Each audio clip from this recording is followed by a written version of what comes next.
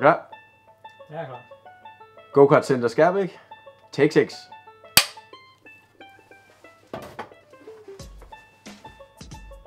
Ja. Ja.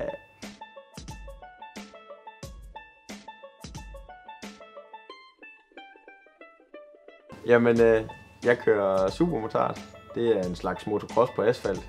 Opstod for mange år siden, hvor man ønskede at finde den bedste motorcykelkører blandt speedway-kører, dirt track, motocross, road racing. Og derfor så byggede man sådan en hybridcykel, der så endte ud i at være en motocrosscykel med vejdæk. Og dertil der havde man så nogle hybridbaner med lidt asfalt og lidt jord. Det er sådan set sådan det er opstået. Jeg startede på supermotard for 2 år siden. Sidste år kørte jeg ikke.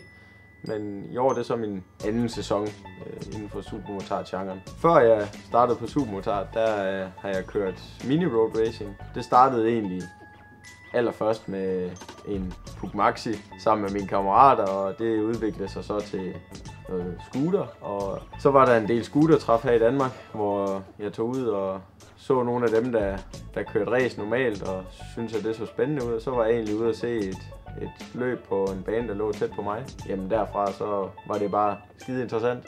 Så det var sådan set der, det startede. Så jeg har kørt mini-road racing på henholdsvis scooter og pitbike og kåbecykler i et par år, inden jeg startede med supermotard. Jeg tror, det der fanger mig mest ved supermotard, det er nok showdelen i sporten. Selvfølgelig så kan jeg godt lide at køre stærkt og bremse sent og køre hurtigt rundt i svingene og nedlægning og alt det der, men der er lige den del ved supermotard, at der er også involveret, eller kan være involveret en masse wheelies, stoppies og nogle slides, og det synes jeg, det er super fedt. Og simpelthen bare lægge den totalt sidelæns ind i et sving fra høj hastighed. Det synes jeg bare, det er super fedt. Og det er også fedt at kunne køre et løb og stadig se folk, de står og hujer og klapper, fordi at det ikke nødvendigvis fordi det går stærkt, men fordi at, så ryger den lige på baghjul, eller man er ved at stå af, fordi den går sidelæns på vej ud af et sving eller et eller andet.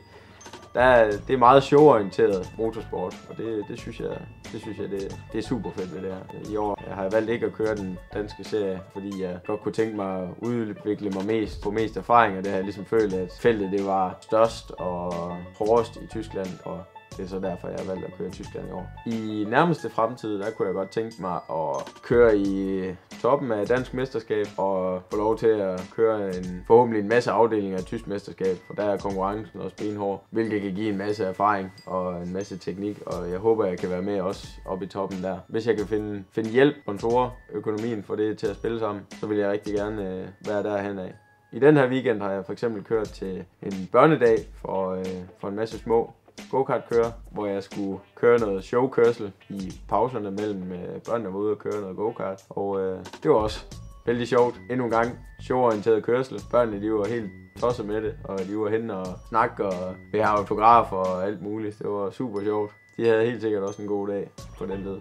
I sidste weekend, der var jeg nede i Tyskland, nede i Damme, og køre til et velgørenhedsarrangement til fordel for børn på børnehjem. Det gik også super fint, og det skal helt sikkert også næste år. Så er det ikke med batteri.